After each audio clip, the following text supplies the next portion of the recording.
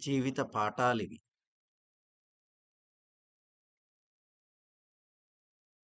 July 20 world chess day. ఇది తెలివిగా ఆడాల్సిన ఆట. మెదడుకు పదును పెట్టే ఈ ఆటను గమనిస్తే మనకి కొన్ని జీవిత పాఠాలు నేర్పిస్తుంది. ఎలాగంటారా?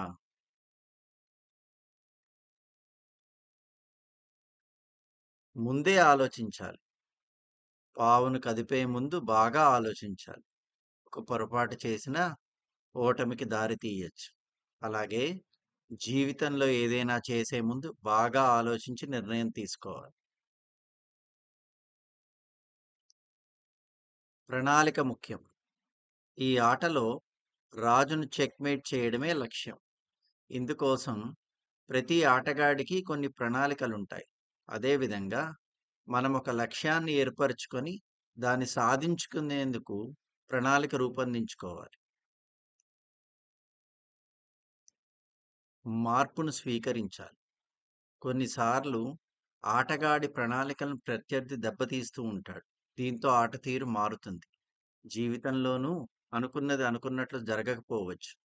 మార్పును స్వీకరించి ముందుకు సాగాలి. కాపాడుకోవాలి. ఆటలో ముఖ్యమైన పావులను వీలైనంత వరకు కాపాడుకునేందుకే ఆటగాడు ప్రయత్నిస్తాడు. మనం కూడా జీవితంలో బంధాలు, ఆస్తులు, వ్యక్తిత్వాన్ని చాలా జాగ్రత్తగా కాపాడుకోవాలి. అవి పోతే తిరిగి రావడం కష్టం. కోల్పోవడం మంచిదే. ఆటలో విజయం సాధించే క్రమంలో కొన్ని పావులను కోల్పోవాల్సొస్తుంది. జీవితంలో కూడా కొన్ని సాధించాలంటే కొన్ని త్యాగం చేయాల్సి రావచ్చు. వాటికి సిద్ధంగా ఉండాలి. ఓటమి సహజమే. ఆటలో ఓడినంత మాత్రాన అదే అంతిమం కాదు. తిరిగి మరో ఆటలో సత్తా చాటొచ్చు. అలాగే మనం తప్పులు చేసినా వాటి నుంచి పాఠాలు నేర్చుకొని మరింత మెరుగుపడితే సరి.